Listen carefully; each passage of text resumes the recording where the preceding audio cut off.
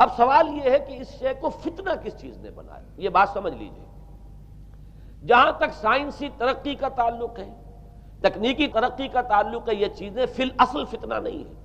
یہ تو وہ علم آدم الاسماء کلہا کا ظہور ہے۔ اللہ تعالیٰ نے ازل میں حضرت آدم علیہ السلام کو جو صلاحیت عطا فرما دی تھی، یہ ایکسفولیشن ہے اس کا ظہور ہے۔ جیسے کہ آم کی گٹھلی میں آم کا درخت ہے، لیکن ظاہر بات ہے کہ اس کو درخت بننے میں وقت لگتا ہے۔ پہلے وہ 2 پتے نکلتے ہیں، پھر وہ بڑھتا ہے معاملہ، کئی سال میں جا کر وہ درخت جو ہے وہ جوان ہوگا اور وہ پھل دے گا۔ اسی طریقے سے یوں سمجھیے کہ بالقوہ وہ علم حضرت آدم علیہ السلام کو دے دیا گیا تھا، یعنی وہ صلاحیتیں ودیت کر دی گئیں، وہ فیکلٹیز، سمع اور بصر اور فؤاد، دیکھو سنو نتیجہ نکالو اور آگے بڑھو۔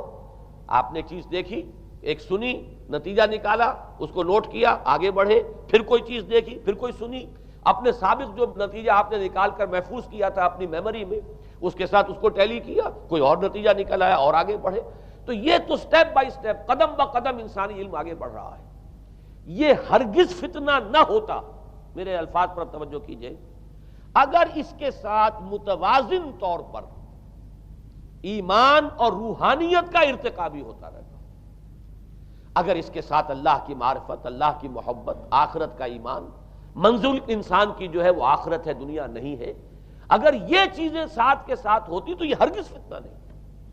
فتنہ در حقیقت اسے جس نے بنایا ہے وہ یہ ہے کہ کچھ ایسے اسباب ہوئے ہیں، اور وہ اسباب آج مجھے بیان کرنے کہ در حقیقت موجودہ عیسائیت اس کا سب سے بڑا سبب ہے۔ اس کے نتیجے میں ایک بہت بڑا گیپ ہے، اپالنگ گیپ ہے، بڑا مہیب خلا ہے، بڑی وسیع خلیج ہے جو حائل ہو چکی ہے کہ ایمان اور روحانیت ختم ہوتے چلے گئے،